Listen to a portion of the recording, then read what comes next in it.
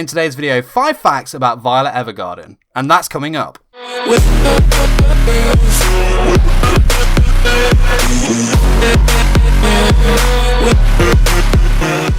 What's up there and welcome to a brand new video on 414 Anime. In today's video, 5 facts about Violet Evergarden. And hey, if you're new here, why not join the 414 community by hitting the subscribe button and the notification bell so you don't miss out. I have been waiting to do this video for such a long time. As soon as I saw the show, I fell in love with it. But of course, I don't want to hit myself with any spoilers before I'd finished the show. So with the season finale now, probably a week old, I'd say, it is finally time to do facts on the beautiful Violet Evergarden. So with that being said, let's get straight on to the facts. Violet's name was of course given to her by Major Gilbert. While he was trying to make Violet seem like less of a tool and more of an actual human being, he obviously spotted the flower. The name actually comes from the name of a mythological flower goddess. And of course Violet is described as a very beautiful and attractive young woman. She is often considered almost like identically doll-like in appearance. She has those beautiful light blue eyes, a really fair complexion, and a nice slender frame. Despite her appearance and in all its elegancy, she is still rather young, and it is noted that she has kind of retained some of those childish traces, but of course that comes mainly from her backstory. Violet has been told by other people that she's around 14 years of age. However, her exact age is not known. Diving a bit more into Violet's history here, of course we know that the Major Gilbert's brother had, presented her to him as some sort of gift. Here's this, tool of war for you.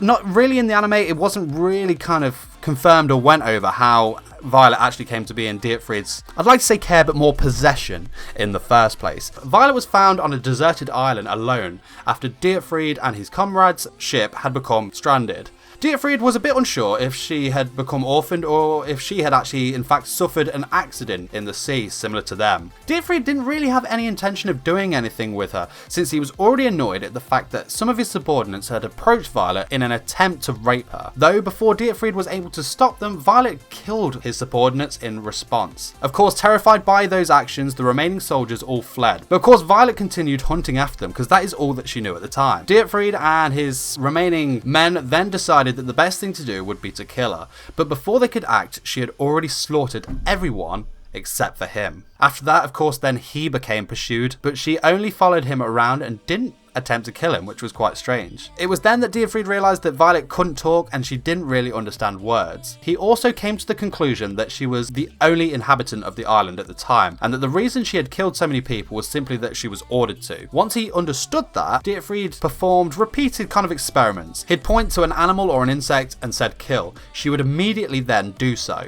This also applied to humans, of course, though despite her inability to speak or understand language, except the order to kill, Dietfried saw her as she's going to be a great weapon of war. So he decided to take her home with him before presenting her to Gilbert.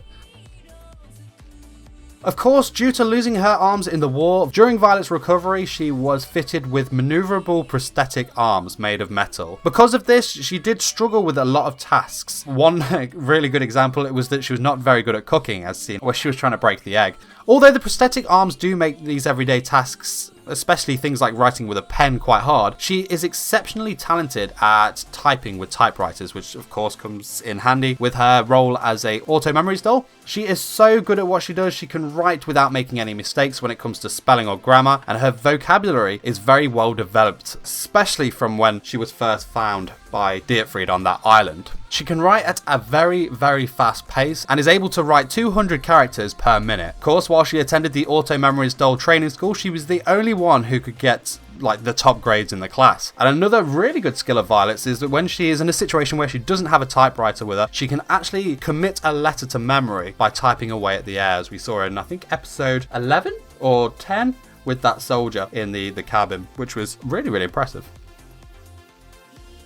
Though of course we know Violet is extremely talented when it comes to her job as an auto memories doll. Going into the darker side of her talents, of course she is referred to many a time as a tool of war. The capabilities of Violet's combat strength and martial arts are considered monstrous and described to be far beyond what actual humans are capable of. Even as a child, she was capable of massacring numerous adults, as mentioned when she was found on that island. And And of course, when we saw Violet fighting in the war, she has exceptionally high stamina and speed. She is agile, has really fast movements, and can easily dodge other people's attacks while simultaneously attacking others. She can endure extreme amounts of pain. She is actually so strong to the point that her skills are even more impressive than the Major Gilberts himself, who had been trained in battle and martial arts techniques as well as wielding weaponry in the military. As seen a lot of the times as well, she can defeat or kill several other soldiers one after the other in a very short period of time. And although she is proficient at using weapons, we mainly see her talent in martial arts. She can easily launch kicks, punches, and other techniques to defeat her enemies. Of course, after the war, it is seen that Violet is very skilled at using self-defense and will do so when the situation calls for it. As I briefly mentioned there, she is quite proficient at using weapons, be them guns, swords, bows, whatever weapon she has nearby, she can use them flawlessly and kill other people. Though the stronger the weapon, of course, the better. Back in the days of the war, maybe even previous to that, she was noted to have killed people in very disturbing manners with the use of these different weapons. When she uses a gun, she does shoot with great accuracy, and she can also shoot several people from a distance while in motion herself. Also, her intuition is so great, she can work out her enemy's sly attacks in a matter of seconds. Final fact, the frilly blue parasol that Violet occasionally carries with her was actually a gift from Oscar. Oscar was the playwright in episode 7. But thanks for watching this my video, 5 facts about Violet Evergarden. I hope you enjoyed the video. Of course, if you'd like to see more anime fact videos, anime subscription box openings, figure reviews and more, then hit the subscribe button right now. Also, if you enjoyed the video, don't forget to smash the like button, share this video with a friend, or leave me a comment in the section below. Let me know what your favourite episode of Violet Evergarden was. But that is it from me. I will see you in the next video. Take care.